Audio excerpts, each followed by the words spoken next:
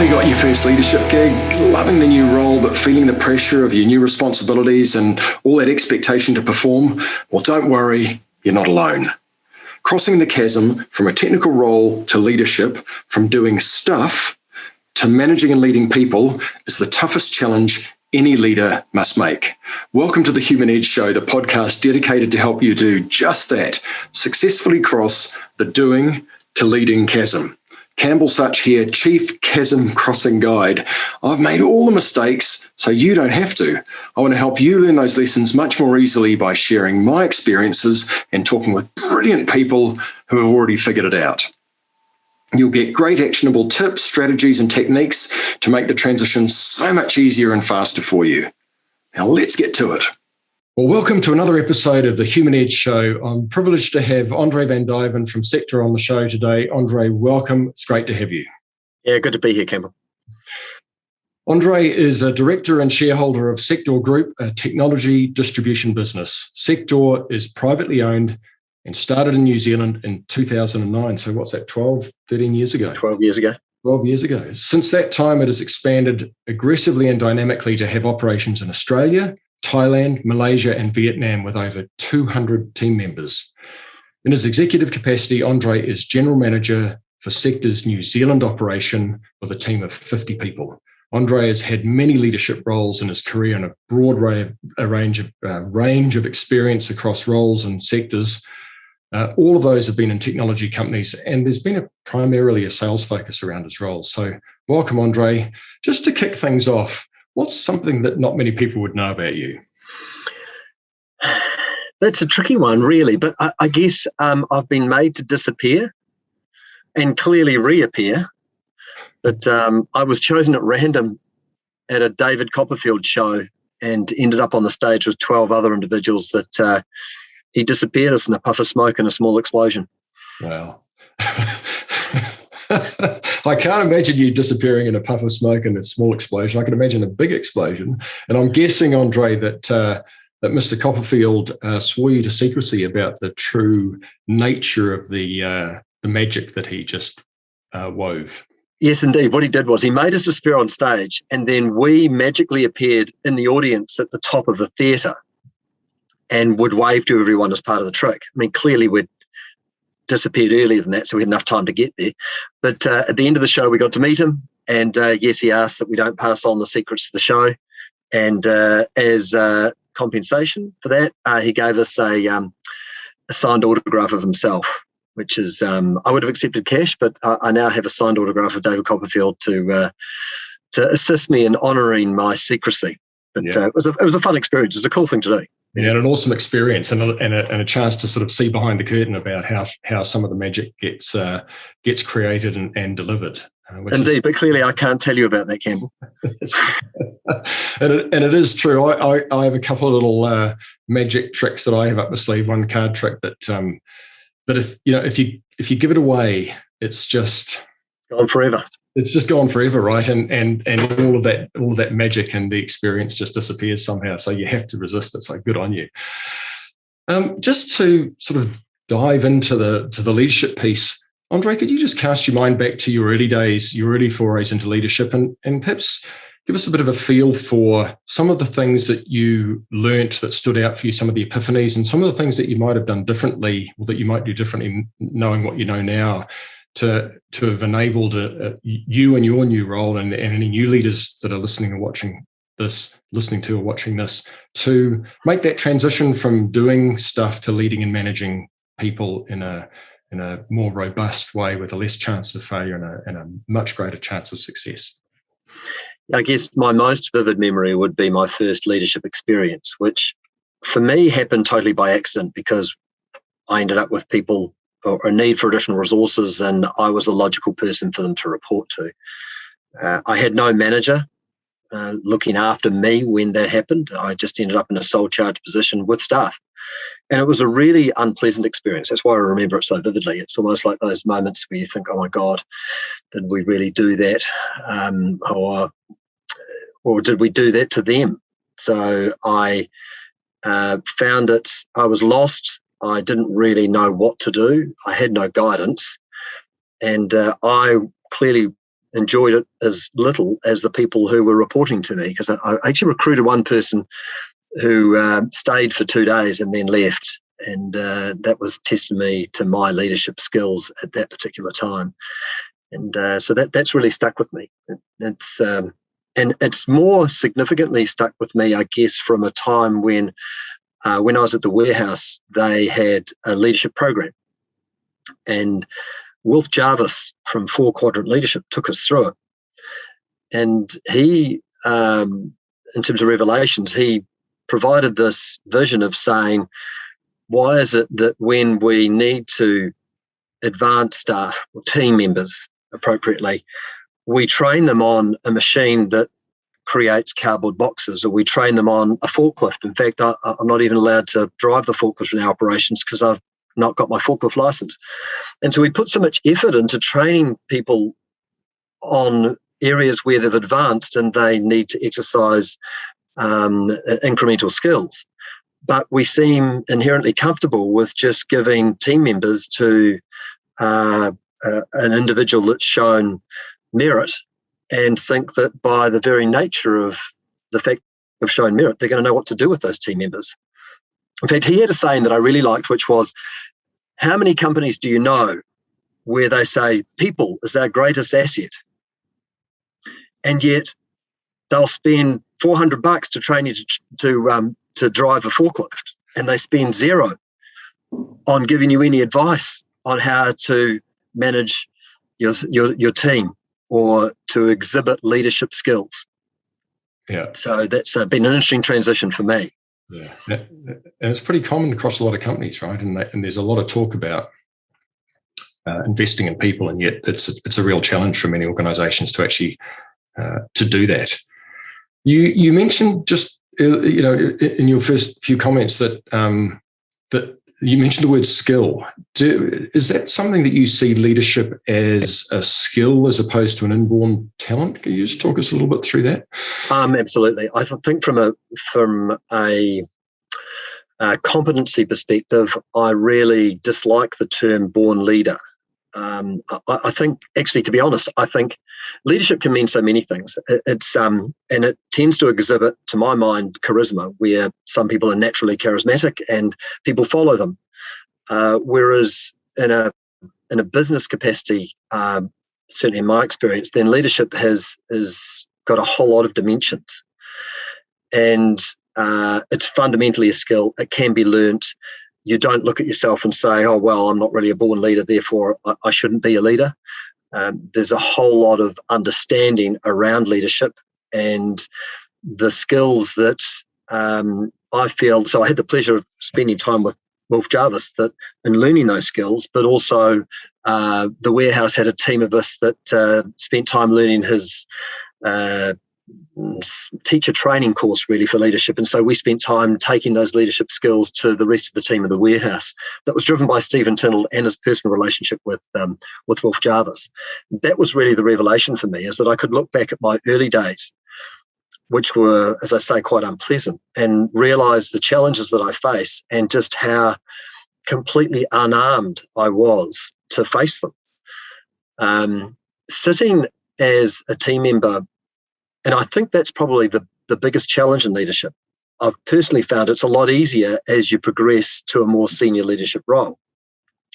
The first time when you sit with your peers and you've spent, in many cases, years next to them, joking with them, discussing the business, poking fun at what the business does, poking fun sometimes at the leaders, watching stuff on the internet you shouldn't do, and you've got these colleagues that you're part of your friendship group at work, and then suddenly, in one deft move of a promotion, you end up their leader, and you've got no real guidance on how that's going to change your relationship with them. What am I meant to say? Is it still okay for me to poke fun at the business? If I see them doing something they shouldn't be doing, is it now my responsibility to tell them off?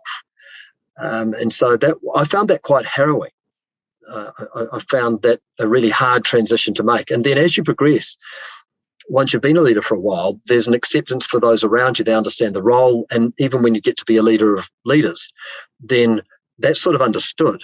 So I find the hardest leadership moment in that development is when, one, you're making a transition and it's such a chasm to go from being one of the team to being the leader.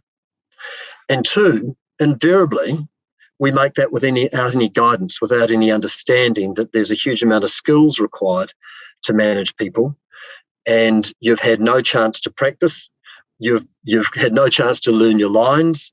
You're turning up on the final night of the school play, and before you were just managing the lights and the sound, and really are lost. It's I found that it's something that stuck in my mind. Yeah, that's a really interesting analogy, actually. I really like the one about the school play. You were managing the lights or the sound, and suddenly you're the director, and you're supposed to be running the show. And well, I found I was the leading person, really, because you're on stage, you've got everyone looking at you, expecting you're going to know what to say, as you would for an actor in a play, and you don't even know the lines. You don't know what to say or how to say them. Yeah, I mean, you might face with two choices. You either acquiesce and just pretend you're one of the boys and hope that they're nice to you, or you do something which I don't know if I may have ended up here, because it's the sort of thing that you probably don't notice yourself. But in the early days, I felt that probably being the boss meant that I had to be bossy. So all of a sudden now I'm the leader, I have to tell people what to do. That's my job. And without having any skills or understanding about what the role of the leader is, how you can fulfill that role, the techniques you're going to employ, without any of that, it's a really harrowing experience. Yeah. And I think harrowing's a really apt word, and so many people dropped in the deep end and have harrowing experiences of leadership. And it's a real shame, because those first experiences of leadership, if they're good, and you perhaps have some natural talent, or maybe a mentor or someone that's guiding you, it can be a really good experience that then builds to a long-term successful career. But if it's really bad, it can actually drive people who could be outstanding leaders away from leadership because of that one bad experience that was their first one. So if you were going through that again, knowing what you know now, as that person, what would you do differently as the person becoming that new leader? And I'd like to just sort of touch on how could the person that appointed you into that role help as well. But could you just cover off, what would you suggest a new leader do to help make that transition easier for them, even if they end up getting dropped in the deep end? What can they do to make it easier and less harrowing?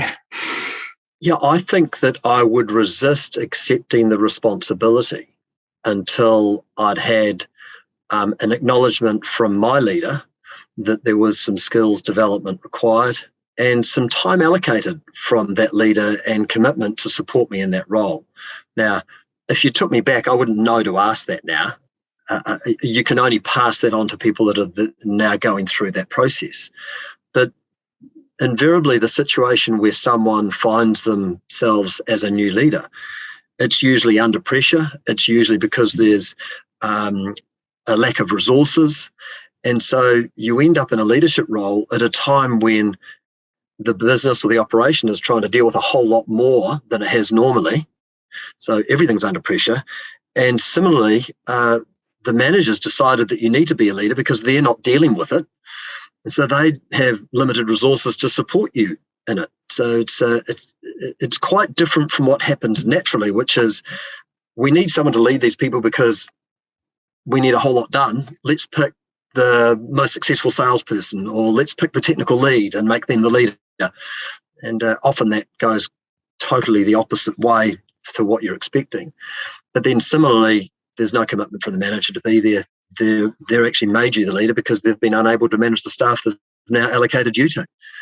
And so that's it's like a double whammy. So I think it's an acknowledgement that leadership is a skill and that it needs support and development and training for new leaders, and that alongside that, you really need a supportive leader that carves out space to support you and your team through that process would be the what I'd recommend, having gone through that myself. I think we're better today. I think we're definitely better at doing it today. There's a general acknowledgement of leadership as something that you can get training on.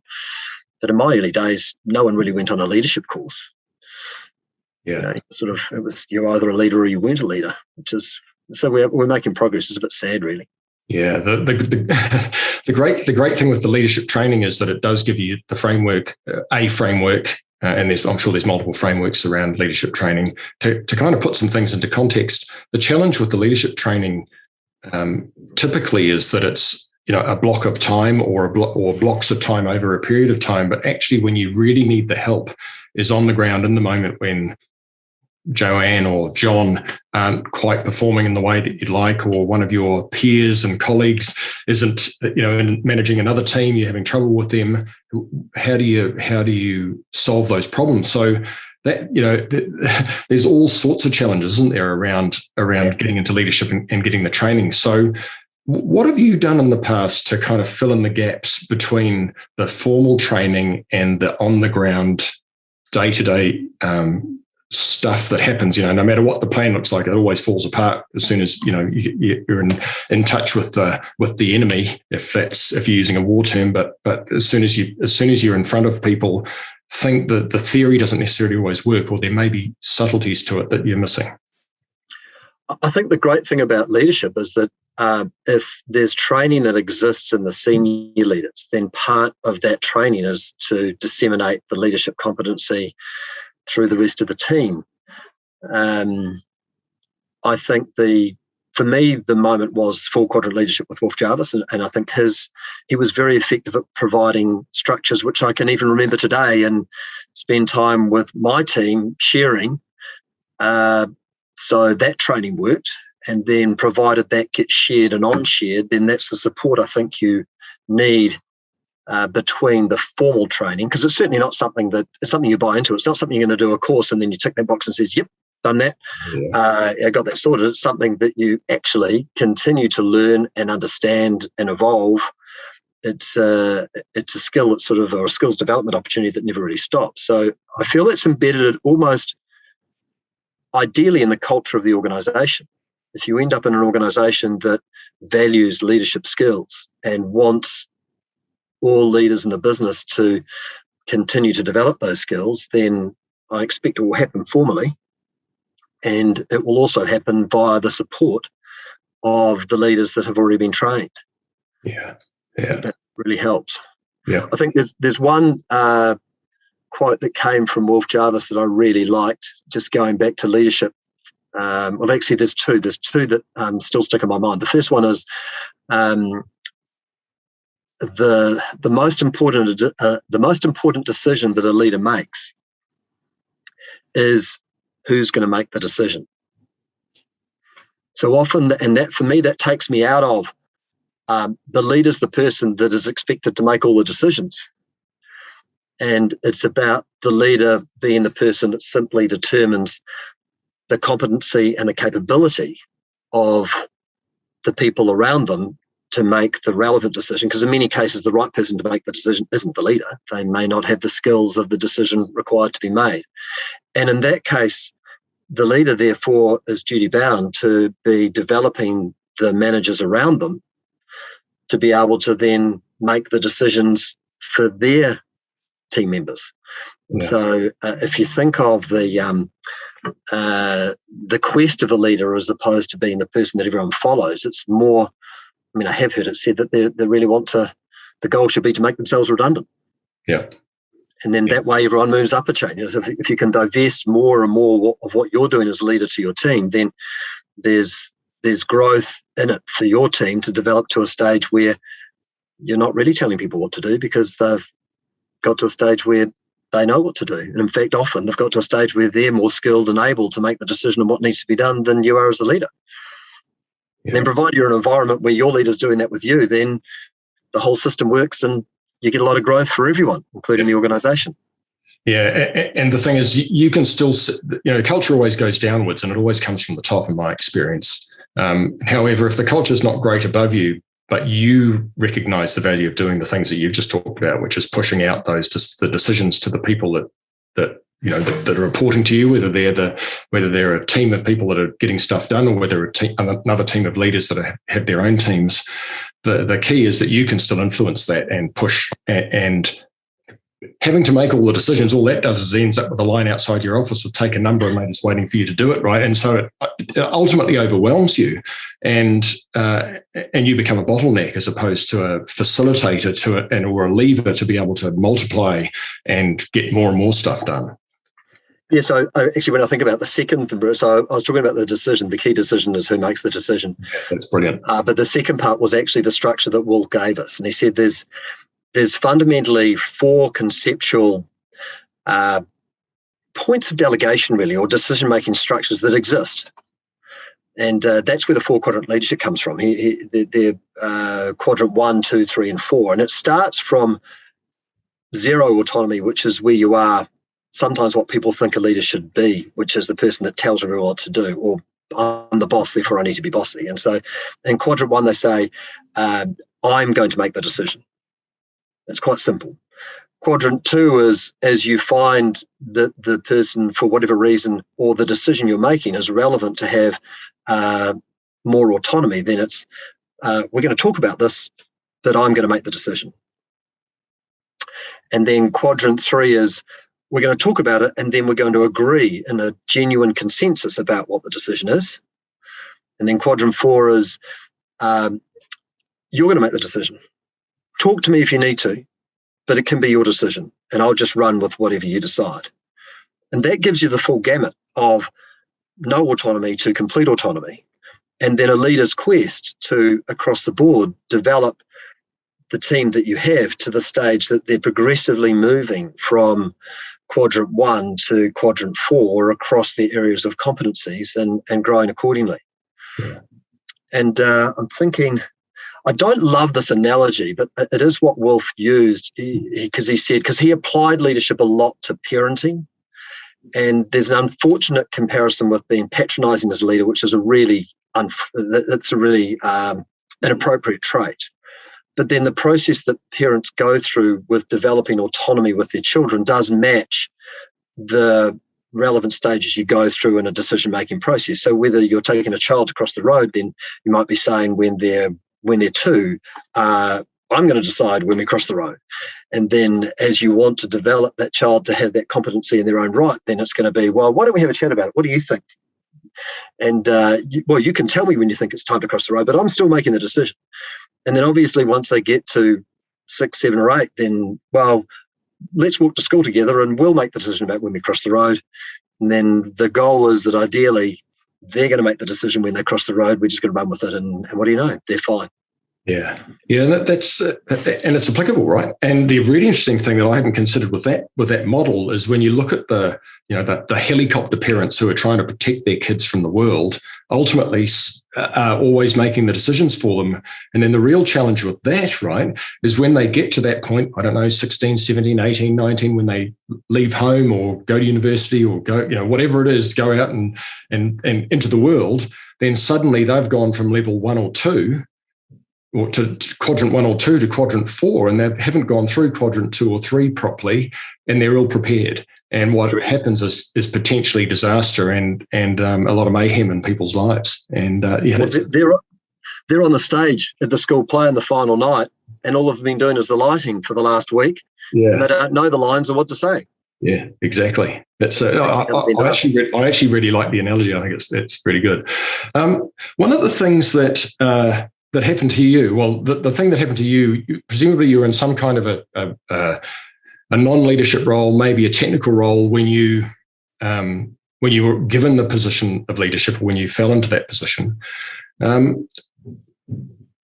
And perhaps your leader did it because you were the best player in the team, as opposed to they saw your potential as a leader, but maybe they saw your potential as a leader.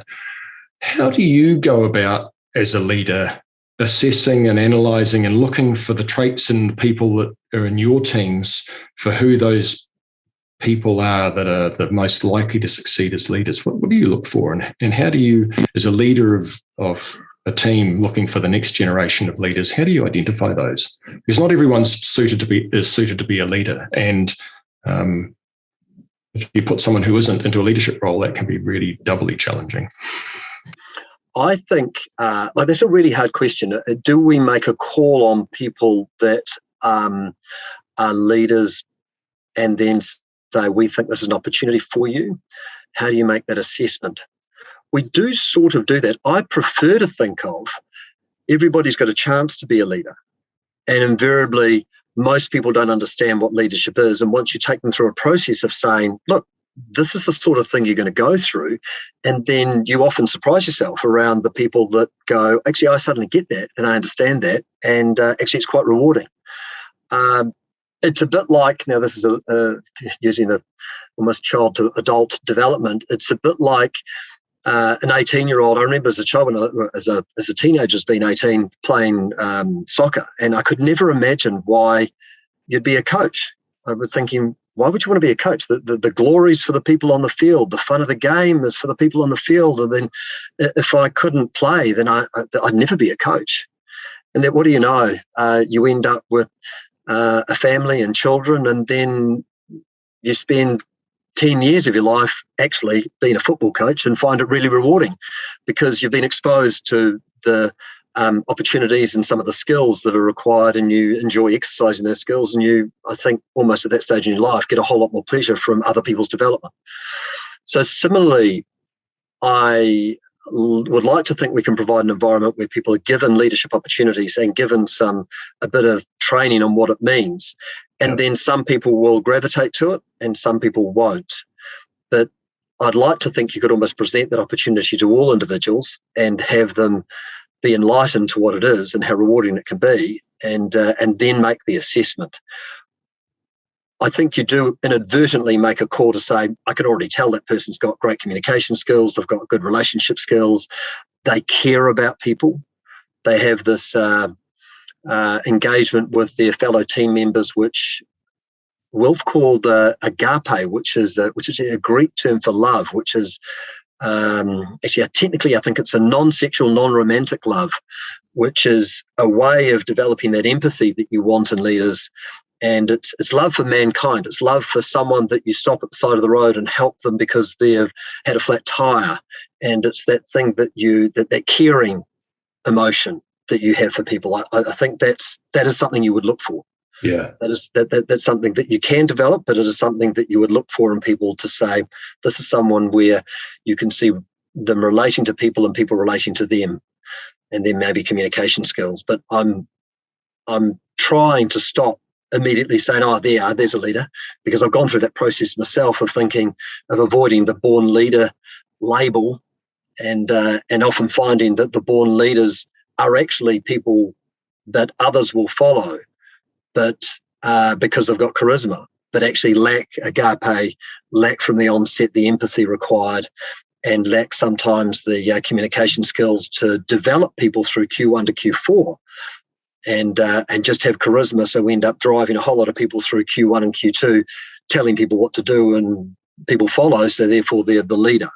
And so that's a little bit of an upside definition for me. Yeah, that's really interesting. It's not always the ones that are the obvious ones that are the leaders that make the best leaders. And if you kind of look at the introvert versus introvert thing, the outgoing personality, they're probably the more obvious ones to be leaders, but may not be.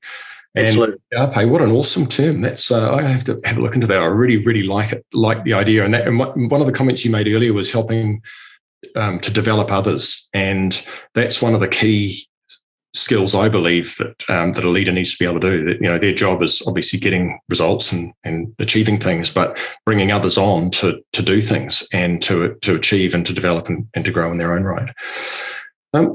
Andre, with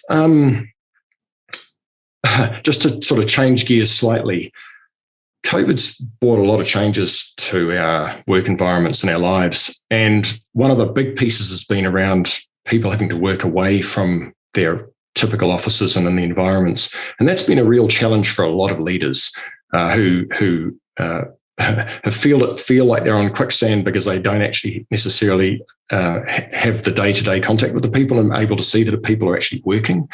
Although I've always said, just because someone's sitting in front of a screen doesn't mean they're working, right? So do you have any experience, or have you got anything that you could pass on to both new leaders and leaders that find themselves in more senior roles that are having to deal with teams remotely that might help solve some of the challenges that this COVID world we live in now, and the vast majority of people at work away, or certainly are during some of the lockdowns, away from the office, and how you manage that environment where there's a bit of both on site and off site. Yeah, I think I tell you what, there's no easy answer to it. It's very challenging to have that personal connection. I think we're getting better at it.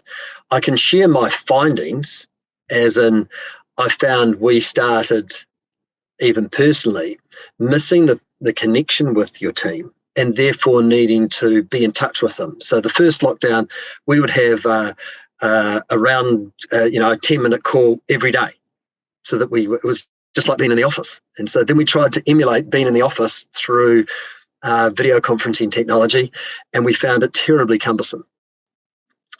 And then we started to have team drinks at 4:00 on Friday, and then they also, when you get more people on the call, it's quite hard to make that engaging. So that was hard. And so we've gone through a time of over communicating and then reducing that communication. I think you go through a time of assessing trust, the trust equation of how much do you trust and how much trust can be taken. And so that's a real problem, I think, for managers. So I think we'll come up with some new paradigms around how we engage, how we assess people's performance, how we gauge output. And I still think we're searching for ways that we can be effective in measuring people's contribution beyond what we used to do, which was they contributed by turning up at work at 8:00 and finishing at 6:00. And that way they're really contributing. And so maybe our assessment of that is changing, and the methods we use. But I'm looking at what we did even last lockdown to be effective and what we learned, and then finding this time we're doing different things and learning still. So I think it's still a developing situation with it. But in terms of guidance, I would say I've just accepted the fact that you can't be as close to people. I've not enjoyed the fact that culturally it's really hard to share your values and that personal touch when people are remote. You don't have much choice but to use the video conferencing to do it. But I suppose my biggest finding is you just have to accept that those components of the engagement you have with your team are just watered down. And in a way, sort of not accept the consequences without trying to do better, but accept that the nature of that engagement is challenged to be as strong as what it was in person, and maybe facilitate times when we can be in person, whether it be team calls, team drinks, team games on video chat, and hopefully in December, team gatherings in the office. Yeah, it's really interesting, isn't it? Because one of the fundamental human needs that I believe we all have is the need to be heard. And when you're operating at a distance, when you're the person that you're reporting into is busy, they're remote, it becomes a lot harder, especially if you've got a strong need to be heard versus and a need to connect versus perhaps a more introverted side of things where you're much more capable of operating independently and don't feel so uncomfortable about the lack of human contact. What have you found around like there's the managing the team as a whole, and then there's making sure that the individual members of the team are supported, your direct reports. Have you found anything in particular that works well or doesn't work in trying to identify those different needs and then delivering to them or helping people with those? I think so. For me, and this is a little bit of a leadership philosophy that I've subsequently developed. It depends on the team, and the team. I mean, having spent some time in the early days as an Army cadet, I've latterly been intrigued about the structure of the groups of people that the Army put together. So sort of a platoon's 40. Well, if you have a company, once it gets to 40, you do find that you can manage that as a group. But when you grow past 40, you end up with cliques anyway, so it splits. So, and then within 40, then you have squads that are 10, and 10 would have a lance corporal and a corporal that would lead, that would be a squad leader, and 10's quite a manageable number to manage directly. And they will each have their own personality and cultures and communication mechanisms that work for them. And so it's more for me about delivering the tools, which would be video conferencing. I've got no idea how many messaging platforms we now have, and they've all got their own personalities indeed. As it's, I find myself even saying to my kids, if you need me urgently, then you need to text me because I'm old-fashioned. If you want to give us an update about something that's going on in the family, then put it in the family chat, but don't expect me to look at that every hour. And so now channels become relevant for the nature of the communication that you're on, because there's easily between WhatsApp and Facebook Messenger and Slack and text and Teams, you've got 5-6 channels alone for communication, and then them getting used for different types of communication, I'm finding is actually quite useful, because then you understand the channel that's relevant for it. Yeah. But the overriding theme I would sit with was, weirdly enough, a course, and this is, I'm hoping, helping the I suppose general community appreciate the value of leadership as a skill and being trained on, which was taking leaders that already had people reporting to them, and then it was a cool course. It was an extensive course, 4-day course. It was based in Milford, but taking them from an all-of-person perspective. So it was quite holistic, and then saying, you'll have a style you've developed. It's your natural style, maybe like a golf style, but your team will appreciate components of that style, and then some members of the team won't appreciate components of it. And the course was more about learning the opportunity to exercise different styles. So going from someone that knows nothing about leadership to exercising some of the skills in leadership and being trained so you can tick the box, to then having a defined way that you've learned leadership, to then having spent a lot of time as a leader saying, actually, now you need to learn the multiple flavors of leadership. Yeah, wow. And so therefore you exercise different styles that are relevant for the teams that you're leading, or indeed the individuals, because engaging with one individual with your natural style in many cases is not going to work for them. And so similarly about staying in touch with people, different strokes for different folks. And that's actually quite a tough skill to learn, because at panic times like COVID, you just go back to your natural style, and you have to have little triggers that remind you that, no, you need to reconsider your engagement, because what traditionally works for you doesn't necessarily work for everyone that's engaged with you or reporting to you. Yeah, that's right. It's just makes it all just so much harder and at a distance, and perhaps looking like a little bit through a foggy glass. It's not quite so crisp and clear as when they're in the office sitting across the other side of the desk from you, or in a hallway conversation, or having a coffee, right? It's all. Yeah, well, you're definitely looking through glass at them. I mean, your whole world's perspective ends up being a Zoom screen, and that's not ideal. Again, that's sort of one style. So you unquestionably need to mix it up a bit. Yeah. You've talked about, and I can't quite remember the guy's name at the warehouse who you were trained with. What was Wolf Jarvis, who he was from Australia.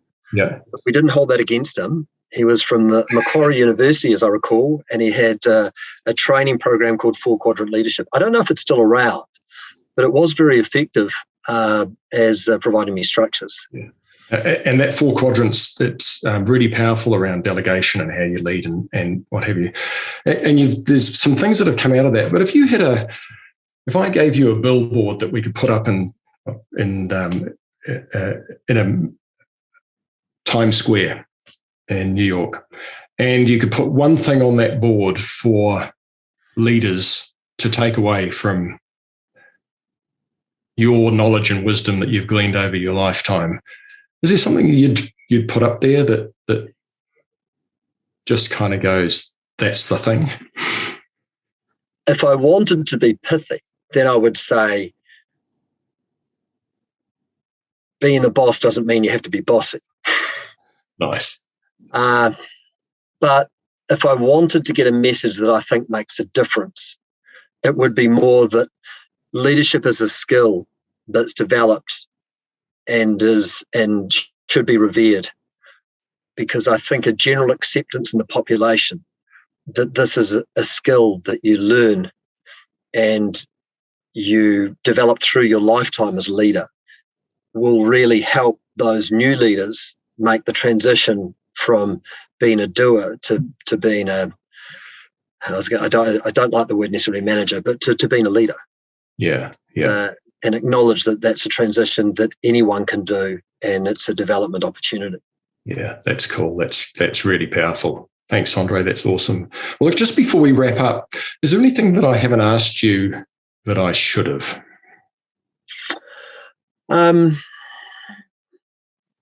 don't know so much asked me, but I think that the foundation of leadership that came from Wolf, which was the learning for me, was more about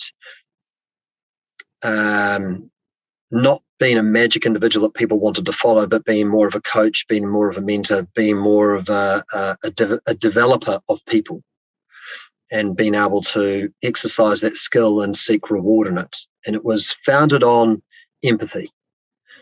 And I can say that I probably didn't really understand empathy in my young days while I was on the course. And so we'll spend a lot of time talking about it, and also acknowledging that it's something that once you learn what it is, you present yourself with the opportunity to exercise it on a more regular basis. And he presented that as the foundation of leadership, which I thought was the most insightful component for me.